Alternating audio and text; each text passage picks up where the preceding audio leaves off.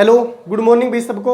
और आज अपने बात करेंगे बायोगैस के बारे में, बायोगैस प्लांट के बारे में। ठीक है, तो अपने पहले क्या देख चुके हैं, सूक्ष्म जीवों के बारे में जो चर्चा कर रहे थे। सूक्ष्म जीवों का जो चैप्टर अपने चल रहा था उसके अंदर अपने क्या देख चुके थे, उनके क्या उपयोग हैं दैनिक जीवन के अंदर, किस प्रकार से वो एंजाइम बनाते हैं, किस प्रकार के वो कार्बनिक अम्ल बनाते हैं, किस प्रकार के अपने दैनिक जीवन के अंदर उनका उपयोग है। तो आज देखेंगे सूक्ष्म जीवों के द्वारा किस प्रकार से अपने लिए जो बायोगैस है वो प्रोड्यूस की जा सकती है। ठीक है, और बायोगैस प्लांट जो है वो किस प्रकार से काम करता है उसके बारे में थोड़ी चर्चा करेंगे।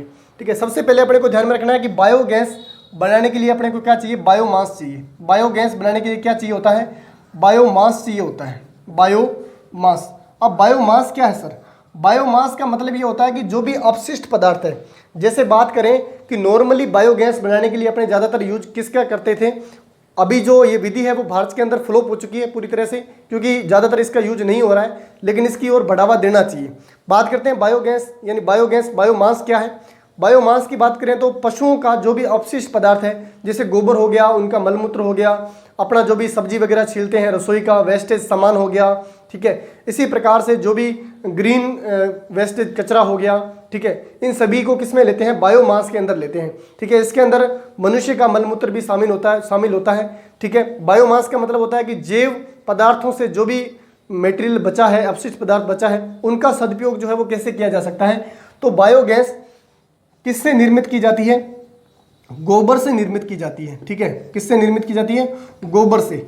लेकिन बड़े शहरों के अंदर इसका अगर कहीं पे उत्पादन हो भी रहा है तो वो अन्य जैसे वेस्टेज मटेरियल है, ठीक है, कूड़ा करकट हो गया, ग्रीन कूड़ा करकट हो गया, उनसे भी बनाई जाती है। तो बायोगैस की बात करें तो बायोगैस के लिए अपने को क्या चाहिए होता है, गोबर चाहिए होता है। ये संयंत्र अगर आपने बचपन के अंदर, अभी तो भारत के अंदर इसकी पूरी विधि जो है वो फ्लॉप हो चुकी है, ज़्यादातर यूज नहीं होता, लेकिन फिर भी कहीं इलाके में अगर आपने देखा हो तो इस प्रकार का संयंत्र या इस प्रकार का जो प्लांट लगा होता है उसको अपने क्या बोलते हैं, बायोगैस प्लांट बोलते हैं। और ये प्लांट जो है वो बहुत ही सस्ता होता है। ठीक है, किसानों के लिए दो प्रकार के वेस्टेज मटेरियल से अपने को निजात दिला सकता है और अपने लिए लाभदायक किस प्रकार से वो देखते हैं। ठीक है, तो पहले बात करते हैं बायोगैस बनाता कौन है। तो बायोगैस बनाने के लिए जो काम में आते हैं वो मेथेनोजन बैक्टीरिया काम में आते हैं। कौन से आते हैं,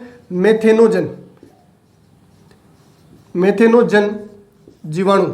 ठीक है, ये जीवाणु कहाँ पाए जाते हैं, ये पशुओं के रुमेन के अंदर पाए जाते हैं। ये पशुओं के रुमेन यानी अमाशय का प्रथम भाग जो होता है पशुओं का, उसको अपने रुमेन बोलते हैं। और उसी भाग के अंदर क्या पाए जाते हैं, ये मेथेनोजन बैक्टीरिया जीवाणु पाए जाते हैं। और मेथेनोजन के अंदर भी कौन से आ जाते हैं, मेथेनो बैक्टीरिया आ जाते हैं। कौन से आ जाते हैं, मेथेनो बैक्टीरिया आ जाते हैं, मेथेनो बैक्टीरिया आ जाते हैं। आपसे पूछ ले बायोगैस का निर्माण किनके द्वारा किया जाता है, तो मेथेनोजन जीवाणु या मेथेनो बैक्टीरिया, जो क्या होते हैं, अवायवीय जीवाणु होते हैं। जो क्या होते हैं, अवायवीय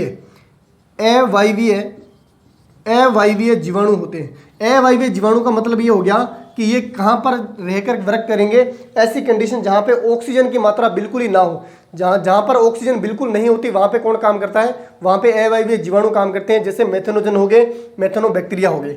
अब बात करते हैं कि इसको चलाया कैसे जाता है, ये बनाता कैसे है। तो देखो यहाँ पे डंग यानी गोबर वगैरह, गोबर हो गया, कूड़ा करकट हो गया, जो भी ग्रीन बायोमास है, और वाटर को मिक्स करके एक स्लेरी तैयार की जाती है, यानी उसको पूरी तरह से घोल बना के कहाँ पे डाल दिया जाता है, एक टैंक लगा होता है इस प्रकार का एक साइड में, उस टैंक के अंदर क्या किया जाता है, डाल दिया जाता है। तो पानी की घोल के साथ में इस टैंक से होता हुआ जो भी सीवेज है, जो भी ठीक है वेस्ट मटेरियल है, उसको कहाँ पे आ जाएगा, वो डाइजेस्टर के अंदर आ जाएगा। एक बड़ा सा टैंक होता है, और ये बड़ा सा टैंक की गहराई पूछ लेता है, तो ये बड़े से टैंक की गहराई कितनी होती है, फिट होती है। कितनी होती है, 10 से 15 फीट होती है, गहरा होता है। ठीक है, 10 से 15 फीट इस टैंक की गहराई होती है। ठीक है, ये ध्यान में रखोगे। अब डंग यानी गोबर और वाटर को पूरी तरह से घोल बना के किस में डाल देंगे, इस टैंक के अंदर डाल देंगे। इस टैंक से होता हुआ कहाँ पे आ जाएगा, डाइजेस्टर के अंदर आ जाएगा। अब डाइजेस्टर के अंदर क्या होगा कि अवायवीय जीवाणु, यहाँ पे बिल्कुल ही ऑक्सीजन नहीं होती, तो अवायवीय जीवाणु क्या करेंगे, बिना ऑक्सीजन का उपयोग करते हुए अवायवीय कंडीशन के अंदर, एनएरोबिक रेस्पिरेशन की कंडीशन के अंदर यहाँ पे क्या करेंगे, उनका किण्वन, उनकी प्रक्रिया से अपना वर्क जो है वो स्टार्ट कर देंगे। वर्क स्टार्ट करने के बाद में यहाँ से क्या निकलती है, गैस बनना स्टार्ट होती है, जिसको अपने क्या बोलते हैं, बायोगैस बोलते हैं। बायोगैस बोलते हैं। अब बायोगैस जो है वो कहाँ पे जाएगी, अब इस संयंत्र के ऊपर ही जस्ट एक होल्डर लगा होता है, बड़ा सा टैंक और लगा होता है, देखा ना, ये बड़ा सा टैंक लगा हुआ है। ये बड़ा सा टैंक जो है, इसके अंदर बायोगैस जो होती है वो स्टोर होती रहती है। ठीक है, बायोगैस इसके अंदर स्टोर होती रहेगी। इसके ऊपर नोजल और पाइप लगा के इस बायोगैस को क्या कर लिया जाएगा, बाहर निकाल लिया जाता है।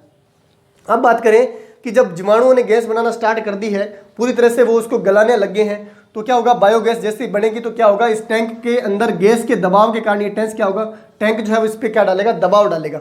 अब दबाव डालेगा तो जो भी यहाँ पे घोल बना हुआ है गोबर का, उसने जितनी गैस बनानी थी उतनी बना चुका है, वो क्या करेगा, वो वेस्टेज मटेरियल जो है वो कहाँ से होता हुआ इस एक्सटर्नल जो टैंक लगा हुआ है इस साइड में, यहाँ से क्या हो जाएगा, बाहर हो जाएगा। ठीक है, इसको अपने क्या कर सकते हैं, खेतों में यूज कर सकते हैं। ठीक है, खेतों के अंदर कार्बनिक पदार्थों की मात्रा को बढ़ाने के लिए यूज कर सकते हैं। ये नाइट्रोजन व सल्फर का अच्छा स्रोत माना जाता है। इसके अंदर नाइट्रोजन जो होती है और कुछ मात्रा में सल्फर जो होती है वो अच्छी क्वांटिटी में पाई जाती है। जो वेस्टेज निकलता है, ठीक है, इससे अपनी क्या होगी, एक तो खाद तैयार होगी, इससे अपनी क्या तैयार होगी, एक तो खाद तैयार होगी। ठीक है, एक तो अपनी क्या तैयार होगी, खाद तैयार होगी, जैविक खाद ये मान सकते हो, या अपने मान सकते हो कि जैविक ही है ये। ठीक है, फसलों के लिए फायदेमंद खाद है, किसी भी प्रकार का इसके अंदर कोई भी खरपतवार वगैरह है वो नहीं पनपेगा। ठीक है, और क्या हो गया, बायोगैस का निर्माण हो गया। अब बायोगैस के बारे में ध्यान रखना कि बायोगैस के अंदर कौन कौन सी गैसें होती है। तो बायोगैस के अंदर कौन कौन सी गैसें पाई जाती है, बायोगैस के अंदर मेन जो गैस बनती है वो मीथेन बनती है। कौन सी बनती है, मेन गैस मीथेन बनती है। उसके बाद में CO2, उसके बाद में हाइड्रोजन सल्फाइड। ठीक है, ये 4 गैस जो होती है प्रमुख होती है। इसके अंदर जरूरी नहीं है कि मेथेन गैस ही बनती है, लेकिन मेथेन गैस की प्रतिशत मान या अपनी क्वांटिटी देखें तो मेथेन गैस की ज़्यादा रहती है। इन गैसों का उपयोग खाना बनाने के अंदर, रसोई घर के अंदर, ठीक है, बर्नर जलाने के अंदर, यानी अच्छा फ्यूल माना जाता है बायोगैस को। इसका अच्छा यूज किया जा सकता है। क्यों, क्योंकि इसके अंदर मेथेन पाई जाती है। क्या पाई जाती है, इसके अंदर मेथेन पाई जाती है। अब दो का प्रतिशत मान ध्यान में रख लोगे, मेथेन जो होती है, ठीक है, मेथेन गैस CH4 जिसको अपन क्या बोलते हैं, मेथेन बोलते हैं। ये मेथेन जो है वो बायोगैस के अंदर 50 से 70% पाई जाती है, 50 से 70% तक पाई जाती है। और वहीं पे बात करें CO2 यानी कार्बन डाइऑक्साइड की, ठीक है, तो ये कितनी पाई जाती है, ये पाई जाती है 30 से 40%। ये कितनी पाई जाती है, 30 से 40% तक, इसका ध्यान में रख लेना। लेकिन इसके अंदर मुख्य गैस कौन सी होती है, तो इसके अंदर मुख्य गैस होती है साहब मेथेन गैस होती है। इसीलिए अपने क्या करते हैं, इसका फ्यूल के अंदर यानी इसको रसोई घर में जलाने के लिए यूज में लेते हैं। अभी ज़्यादातर यूज नहीं ले रहे हैं लोग। इसका प्लांट लगाने की जो विधि है वो भारत के अंदर पूरी तरह से फ्लॉप हो चुकी है, क्योंकि लोगों ने क्या किया, इसके अंदर और ज़्यादा कूड़ा करकट, प्लास्टिक वगैरह का मटेरियल डालना स्टार्ट कर दिया। लेकिन ये किस पे टिकी हुई है, ये ओनली फॉर बायोमास पे काम करती है,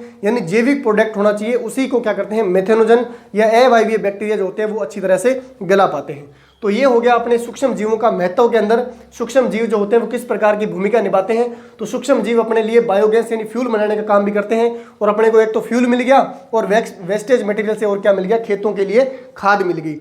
ठीक है, इस प्रकार से बायोगैस के लिए ध्यान रख लेना कौन कौन सी गैसें आती है, मेथेन, कार्बन डाइऑक्साइड, हाइड्रोजन और हाइड्रोजन सल्फाइड हो गया। ठीक है, किससे बनती है, पशुओं के गोबर से बनती है। किसी भी प्रकार का बायोमास अपने इसके अंदर यूज कर सकते हैं और उससे क्या बना सकते हैं, बायोगैस का निर्माण कर सकते हैं। तो आई होप सो सूक्ष्म जीवों के उपयोग वाले चैप्टर के अंदर आपको बायोगैस का चैप्टर जो है वो अच्छे से समझ में आया होगा। इसी तरह से मिलते हैं नेक्स्ट क्लास के अंदर नए टॉपिक के साथ में। तब तक के लिए थैंक यू सभी को।